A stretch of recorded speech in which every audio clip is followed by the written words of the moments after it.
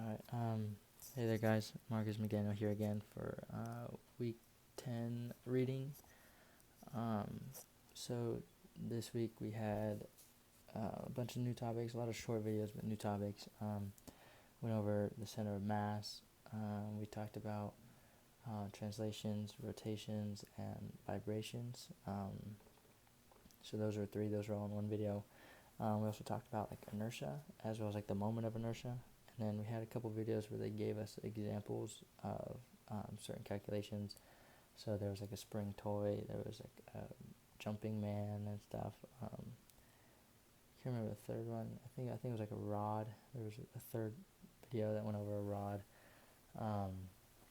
But yeah, so basically we were talking about like internal energy, inertia. We talked about center of mass, how to calculate that using the forces.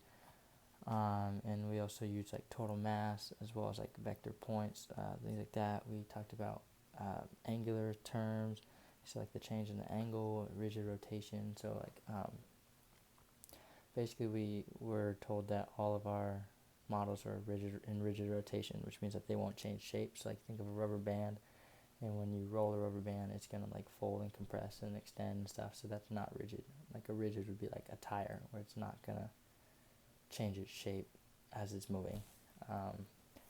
The stuff that felt kind of a little bit of a review for me, I would say when talking about angular terms, finding like the change in angle using omega. I haven't really been super comfortable with them, but it's not like it was a foreign language to me.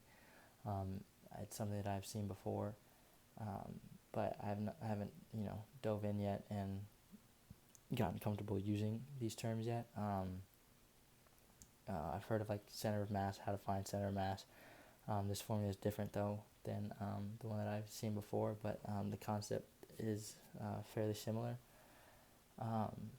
So yeah, but like so basically like the stuff that I've been learning, I would venture to say center of mass, learning this new formula, learning how to do like position times mass, because the size of the mass is going to affect where the center of mass is, right? So you can't just have three vector points, right, and just take the average of the three, because one mass may be larger, which then pulls that center of mass closer to that larger mass.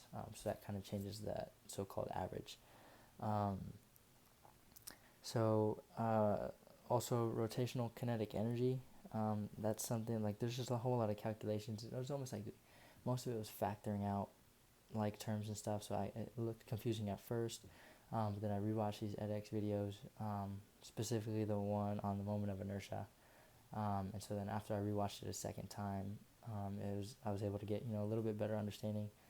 So I feel like if you have trouble with the moment of inertia, I'd say watch it again. Maybe watch it 2 more times, and then it'll kind of slow down. You'll pick up on things you didn't really pick up the first time, because sometimes the first time I'll miss information because I'm trying to take in all the information at once.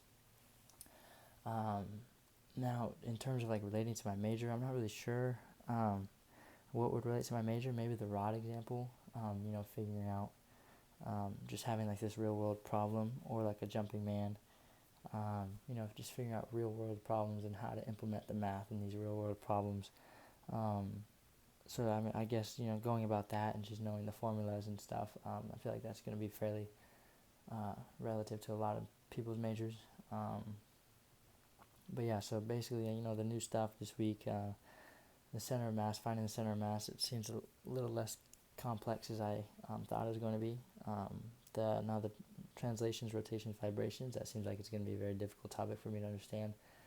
So not only just rewatching edX videos, but maybe venture on to Google or YouTube, things like that, see if there's another explanation that I might click better with. That's always my go-to. So yeah, basically just introducing new formulas, new variables, how to use these variables in the correct way, substituting new Greek letters.